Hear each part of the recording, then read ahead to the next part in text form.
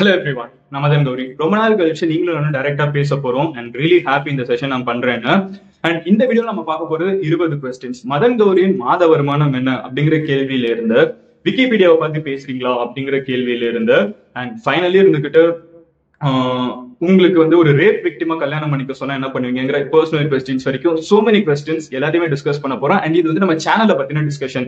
இது உலக அரசியல் பத்தி பேசணும்னு நினைச்சீங்கன்னா அது இங்க லைட்டா தான் வரப்போகுது. நம்ம தோனியோட கையில இருக்கிற அந்த சிஜில் பத்தி பேச போறோம், பாகிஸ்தானுக்கும் இந்தியாவுக்கும் நடக்கிற பிரச்சனையை பத்தி பேச போறோம். அதெல்லாம் நம்ம லைட்டா பேசிட்டு மோஸ்ட் ஆஃப் த டிஸ்கஷன் நம்ம சேனலை பத்தி இருக்க போகுது. ஒரு யூடியூபரோட லைஃப் ஸ்டைல் அந்த மாதிரி தான் இருக்க போகுது. சோ அதுதான் இந்த சேனல் இருக்க போகுதுங்கிறது ஸ்டார்டிங்லேயே சொல்லிடுறேன். பிகாஸ் இது நம்ம சேனலோட ஒரு ஃபேமிலி டிஸ்கஷன் மாதிரி. இதுல ஊர்வங்க உலகம் பேசுறதை விட நம்மளை பத்தி பேசிக்கிறது I think is more better. Because வாரத்துல 6 நாள் அதான் பண்றோம், ஒரு நாள் நம்ம இதை பண்ணா தப்பு இல்ல. Let's begin. சோ முதல் விஷயம் என்னன்னு பாத்தீங்கன்னா, அந்த 20 கொஸ்டின்ஸ் நீங்க கேட்ட கேள்விகள் தான். அண்ட் இந்த 20 கொஸ்டின்ஸ்ல என்னால சைட்ல எடிட் பண்ணி போஸ்ட் பண்ண முடியல. பிகாஸ் ஆல்ரெடி டைம் ஆயிடுச்சு. நானும் ரொம்ப டயர்டா இருக்கேன் டிராவல் பண்ணிக்கிட்டே இருக்கிறதுல. So I'm really sorry about that. Adjust பண்ணிக்கோங்க, நெக்ஸ்ட் டைம் நான் ப்ராப்பரா பண்றேன். சோ முதல் கேள்வி என்னன்னு பாத்தீங்கன்னா, மது MSD 75 பேரை பார்த்தாலே தெரியுது என்ன கேள்வி கேட்க போறீங்கன்னா. தோனியோட கிளவ் இஷ்யூவை பத்தி சொல்லுங்க அப்படின்னு கேட்டிருக்காங்க.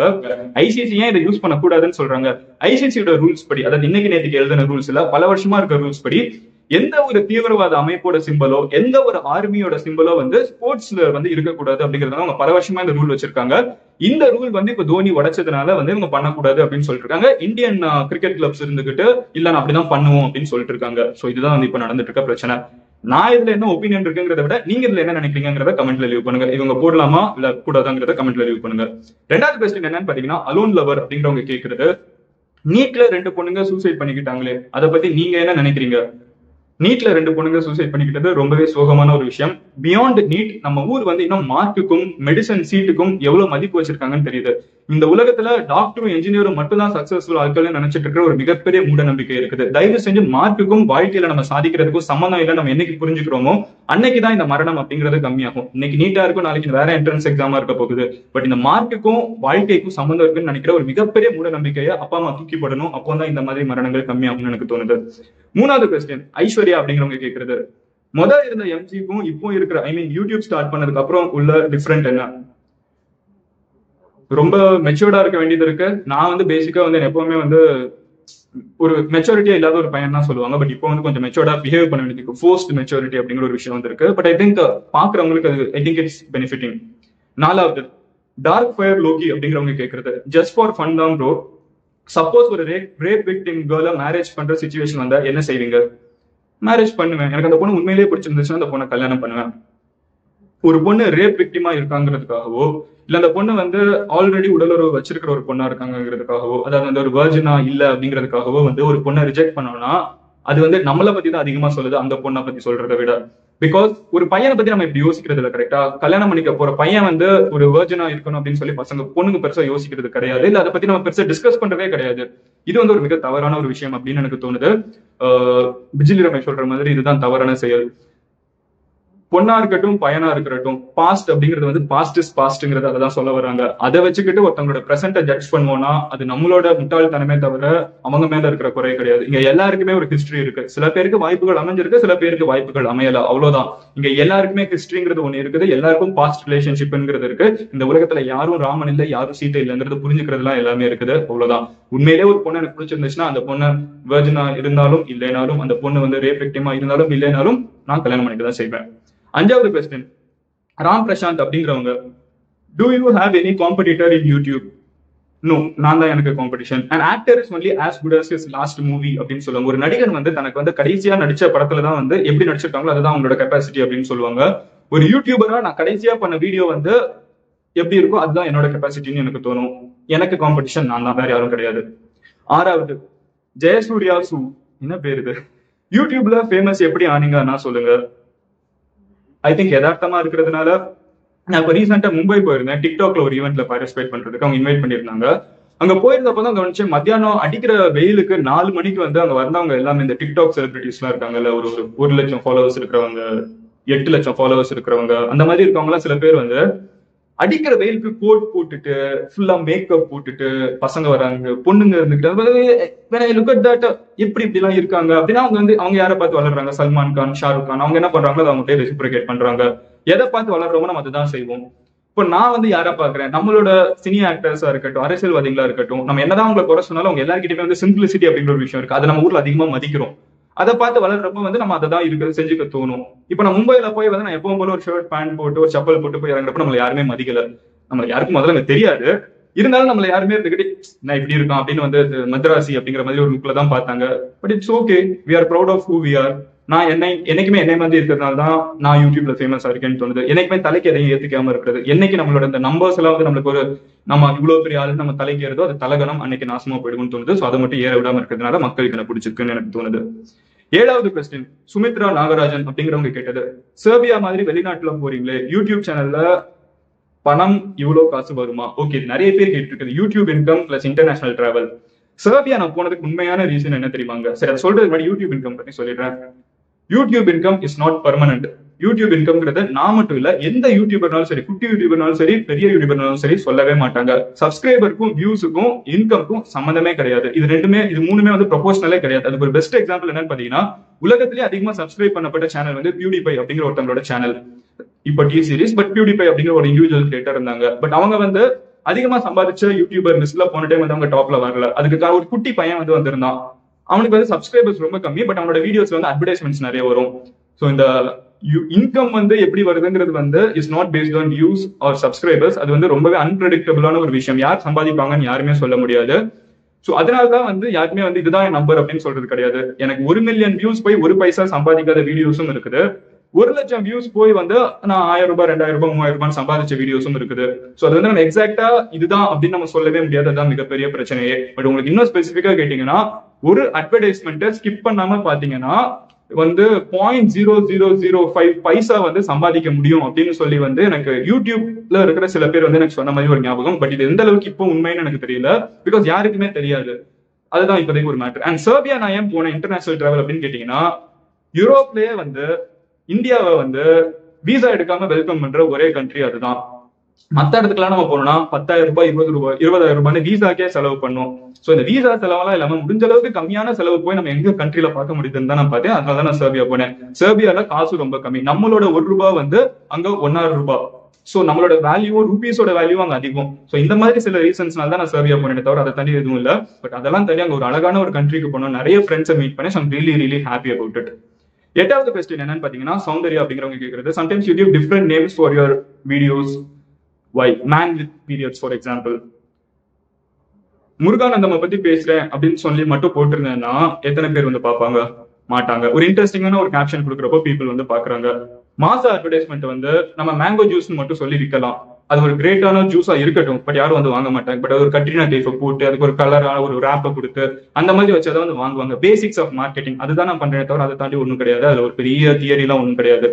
லேஸ் சிப்ஸ் வந்து வெறும்னா பொட்டேட்டோ சிப்ஸ் வைக்கலாம், பட் உருளைக்கிழங்கு சிப்ஸ் மட்டும் போட்டா நிறைய பேர் வாங்க மாட்டாங்க. ஒரு ரேப் கொடுத்து சைஃப் அலிகான் முன்னாடி வச்சு ரன்பீருக்கு அப்புறம் முன்னாடி போட்டு அதுக்கு ஒரு பச்சை கலர் கொடுத்தோம்னா நிறைய பேர் லேஸ் வேணும் அப்படின்னு சொல்லுவாங்க. அந்த பிராண்டிங் தானே தவிர அதை தாண்டி வேற எதுவும் காரணம் இல்ல. 9வது கொஸ்டின் சுமலதா சுமீஸ். இந்த யூசர் நேம் கிடைக்கிறதுக்கான நீங்க ரொம்ப கஷ்டப்படுறீங்களா? I feel you. Other side of Madan, how will you be when you are with your friends or close people? Always the same person. என்னை சில பேர் வந்து வெளியே மீட் பண்ணிருக்கீங்க. நான் எப்பவுமே இதே மாதிரி தான் இருந்திருக்கேன். அண்ட் நான் எப்பவுமே இப்படி இருக்க விரும்புறேன். You are my friends. நீங்க உண்மையிலேயே ஃப்ரெண்ட்ஸ். அதனால தான் இப்படி இருக்கேன். 10வது question last line of your autobiography MG. Autobiography எழுதுற அளவுக்கு நான் ஒரு பெரிய ஆளே கிடையாது. பட் சப்போஸ் ஃபியூச்சர்ல எழுதுனேன்னா அதோட லாஸ்ட் லைன், நான் ஆட்டோபயோகிராஃபி எழுதுறேன்னா என்ன உயிரோட இருக்குன்னு அர்த்தம். ஸோ லாஸ்ட் லைன் வந்து this shall too pass அப்படின்னு இருக்கும். இதுவும் கடந்து போகும். வாழ்க்கையில எவ்வளவு மேல போனாலும் எவ்வளவு கீழே போனாலும் வாழ்க்கை போய்கிட்டே இருக்கும். ஸோ அதுதான் என்னோட லாஸ்ட் லைனா இருக்கும். 11வது கிரேசி ட்ரீமர் அப்படிங்கிறவங்க கேட்கறது, differentiate love marriage and arrange marriage in a single line. Okay, கெட்டின வீட்டுக்குள்ள போறதுக்கும் புதுசா வீடு கட்டுறதுக்கும் இருக்கிற வித்தியாசம் தான். புதுசா வீடு கட்டுறப்போ நம்மளுக்குன்னு தேவையான மாதிரி சிங்க் அங்க வைக்கலாம், ரூம் இங்க மாத்தலாம், அந்த மாதிரி சில கஸ்டமைசேஷன் எல்லாம் பண்ணலாம். பட் கெட்டின வீட்டை வாங்குறப்போ இருக்கிறத நம்ம அப்படியே வாங்கிக்கணும். பட் எந்த வீட்டை வாங்கினாலும் உள்ளுக்குள்ள போய் வாழ்றதுலதான் இருக்கு. அதுதான் லவ் மேரேஜ் அரேஞ்ச் மேரேஜ்க்கு இருக்க வித்தியாசம்னு எனக்கு தோணுது. 12th question leave or D print. அவங்க பாண்டிச்சேரியில இருந்து கேட்டிருக்காங்க. அதான் இப்படி கேட்கறாங்க, why do you have vengeance on someone? No, I don't have vengeance on anyone. எனக்கு யார் மேலேயுமே வந்து பழி வாங்குற நோக்கம் கிடையாது. அது யாரா இருந்தாலும் சரி, பழி வாங்க ஆரம்பிச்சிட்டோம்னா வந்து ஒரு கோட் நான் வாசிச்சிருக்கேன், 2 சவப்பெட்டி வாங்கி வச்சுக்கோ அப்படின்னு சொல்லுவாங்க. பிகாஸ் நீ அந்த பழி வாங்கி முடிக்கிறப்ப நீனும் அந்த சேர்ந்து செத்து போயிடுவ. நம்மளோட வாழ்க்கையில இருக்கிற எல்லா எனர்ஜியும் அதுக்கே வேஸ்ட் பண்ணிருப்போம். சோ யாரும் எனக்கு பழி வாங்கணும்னு ஆசை, நான் என் வேலையை பார்த்துட்டு போய்கிட்டே இருக்கேன். 14வது பேர் கிரில்ஸ்னா என்ன ப்ரோ, ஏன் அதை பத்தி பேச மாட்டேங்கிறீங்க? அபாசா பத்து பேர் கிரில்ஸ்னா என்ன இல்ல, பேர் கிரில்ஸ் ஒரு நபர், அவர் வந்து ஒரு இன்டர்நேஷனல் அட்வென்ச்சரர். அவரை பத்தி பேசணும்னு சொல்லி நிறைய பேர் கமெண்ட் பண்ணிருக்காங்க. நான் கூடிய சீக்கிரம் பேசுறேன். 15வது கொஸ்டின், குகன் முகன் அப்படிங்கிறவங்க கேட்கறது, உங்க அப்பா உண்மையிலே எப்படி பேர் வச்சிருந்தாங்கன்னா definitely very different unique name. Do your parents support when you tell you want to be a YouTuber? கண்டிப்பா கிடையாது, ஒரு ரிஸ்க் தான். But they have been okay, அதுக்கு அலோவ் பண்ணிருக்காங்க. So I am grateful to them. 16வது, all is well அப்படிங்கிறவங்க கேட்டிருக்குது. All is well தான் பேரே, யூசர் நேமே வச்சிருக்காங்க. Say some words for your subscribers from Kerala.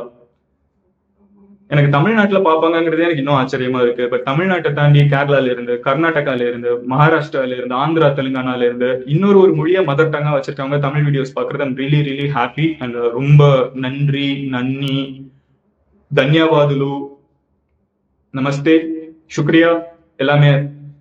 17வது, Karthikeyan அப்படிங்கிறவங்க கேட்கறது, உங்க சேனலை நெக்ஸ்ட் லெவலுக்கு கொண்டு போக என்ன பண்ண போறீங்க? கொஞ்ச நாள் வெயிட் பண்ணுங்க, உங்களுக்கு ஒரு மிகப்பெரிய சர்ப்ரைஸ் இருக்கு, ஒரு மியூசிக்கல் சர்ப்ரைஸ் இருக்குது. Anyway, last 3 questions.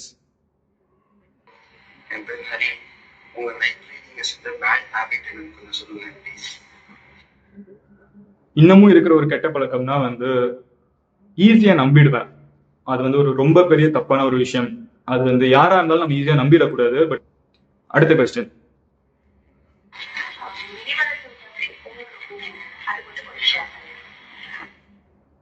மினிமலிசம் பத்தி என்னோட ஒப்பீனியன். மினிமலிசம்னா முதல்ல என்னன்னா, இருக்கிறதுல கம்மியான பொருட்களை வச்சுக்கிட்டு, கம்மியான ஒரு திங்ஸ் மேல ஆசை வச்சுக்கிட்டு ஒரு வாழ்க்கை வாழ்றது. I am already Minimalist. நீங்க என் வீடை பார்த்துருக்கப்பமே தெரிஞ்சிருக்கும். ஒரே ஒரு கார்னர்ல ஒரே ஒரு பாய், ஒரே ஒரு கப்போர்டு. அண்ட் நான் சர்பியா போனப்போ கூட வந்து 7 நாள் அங்க நான் கிட்டத்தட்ட இருந்திருந்தேன். மொத்த நாளுக்குமே வந்து நான் ஒரு சட்டையை மட்டும் தான் போட்டு போயிருந்தேன். அவ்வளவுதான், என்கிட்ட பேக்ல வேற எதுவுமே கிடையாது. ரிட்டர்ன் வரப்போ ஒரே ஒரு பேக் பேக் மட்டும் தான் இருந்துச்சு. அங்கதான் போய் ஒரு 3 சட்டை வாங்கினேன். ஸோ முடிஞ்ச அளவுக்கு கம்மியான விஷயங்களை வச்சுக்கிட்டு இருக்கணுங்கிறதா வந்து நம்மளோட என்னைக்குமே தாட். அது வந்து ஒரு மாதிரி வித்தியாசமான ஒரு லைஃப் ஸ்டைல்னு வச்சுக்கோங்களேன். சந்தோஷமா இருக்கும். பெருசு ஆசைப்படாம இருக்கிறது மட்டும் வாழ்றதுல ஒரு ஆனந்தம் இருக்கு. And I'm happy that way. I'm happy to be this way. அது எனக்கு பிடிக்கும். லாஸ்ட் கொஸ்டின் இதான் வந்து நிறைய பேர் இப்போ என்கிட்ட ரீசெண்டா கேட்டு இருக்காங்க, என்ன ஆச்சுன்னு தெரியல.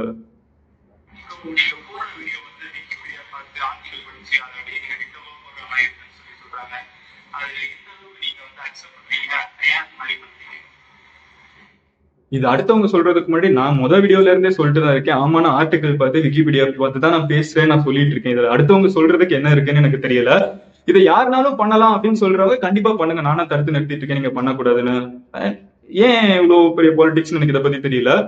பட் ஒரு சின்ன விஷயம் இருக்குது, விக்கிபீடியா பார்த்து அப்படியே நான் வாசிக்கல. I'm not reading Wikipedia out. அதுக்கு வந்து டிரான்ஸ்லேட்டர், கூகுள் வாய்ஸ் நிறைய ஆப்ஸ் இருக்கு, அது வந்து வாசிச்சு காமிச்சிடும். நான் அது பண்ணல.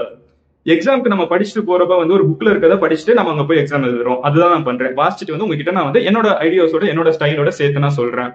அதே நேரத்துல சிம்புவை பத்தி நான் பேசுறேன்னு வச்சுக்கோங்களேன். இப்போ சிம்புவை பத்தி நான் பேசுறேன்னா சிம்புவோட அப்பா டிஆர்னு தான் நான் சொல்ல முடியும். விக்கிபீடியாலும் சிம்புவோட அப்பா டிஆர்னு தான் நான் போட்டிருக்கோம். இன்ஃபர்மேஷன் எங்க போனாலும் அதே இன்ஃபர்மேஷன் தான் இருக்கும். விக்கிபீடியால சிம்புவோட அப்பா டிஆர்னு போட்டிருக்கு, அதனால நான் டிஆர்னு சொல்ல மாட்டேன். சிம்புவோட அப்பா சிவகுமார் அப்படின்னு சொன்னேன்னா சூர்யாவும் கார்த்தியும் என் கூட சண்டைக்கு வந்துருவாங்க. கரெக்டா? சோ அதான் சிம்பிளான மேட்ரு. விக்கிபீடியால இருக்குங்கிறதுக்காக நான் ஒரு விஷயத்த பேசாம இருக்க முடியாது. நான் பேசுற விஷயம் ஆல்ரெடி நிறைய இடத்துல இருக்கும். நான் பேசினதுக்கு அப்புறம் நிறைய பேர் என்னைய பார்த்து நிறைய விஷயங்கள் பேசுவாங்க.